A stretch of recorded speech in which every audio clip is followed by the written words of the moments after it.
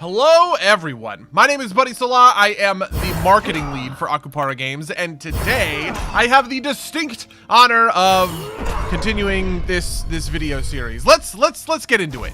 I'd like to introduce you to Cellarius, the second of 6 playable characters in Astrea 6-sided oracles. In this dice deck building roguelike, you'll chart a path through the ruins of a lost civilization, growing more and more powerful as you win battles and make allies on your quest to purify a star goddess. Now, Cellarius is, well, you know, he's a beefcake. He's a himbo. Look at those muscles, look at those guns.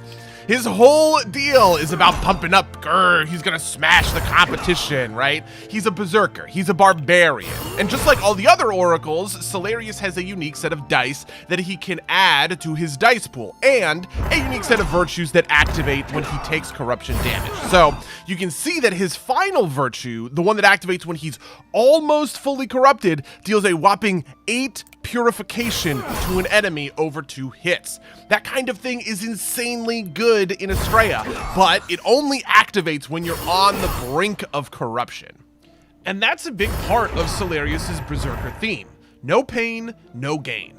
Vendetta, for instance, is a buff that increases the amount of corruption Cellarius takes, but it also gives him 1 in power each time he takes that corruption damage, which increases the amount of purification he deals. So basically, he takes more corruption and deals more purification, right? Like the epitome of pain and gain. Well, if he's going to ascend to the final stages of the game and face down the most powerful bosses, Cellarius is going to have to take damage in order to deal damage.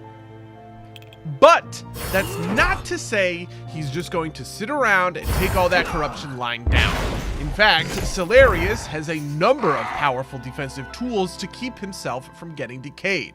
For instance, the Indigo Soul buff, which prevents the next time Cellarius will lose a heart and heals him to full instead.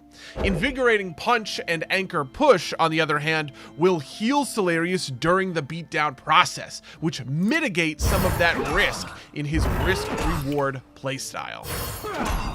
Cellarius isn't just a meathead though, because he's got some tricks up his sleeve too.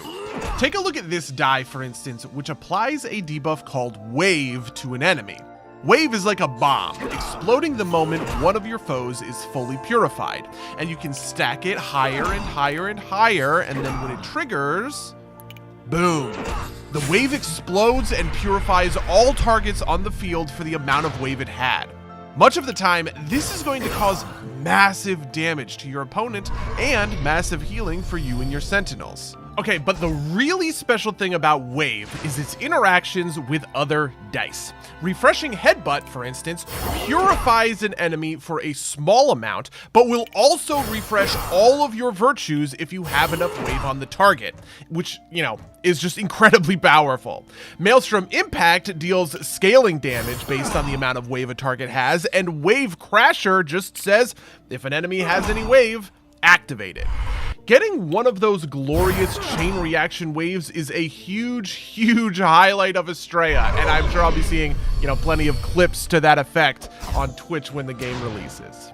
Anyway, that's about all the time I have for the Cellarius Oracle Spotlight. I am, as ever, working pretty hard on the other Oracle. You know, I said pretty hard. Why did I say pretty hard? I'm working very hard. I'm working very hard on the other Oracle Spotlights. There are 6 of them, and we have 4 more to go. If you want to try Cellarius yourself, he is featured in the Astrea demo that is sometimes live on Steam, and you can always feel free to check that on Steam or in the official Astrea Discord, where you can come hang out with me.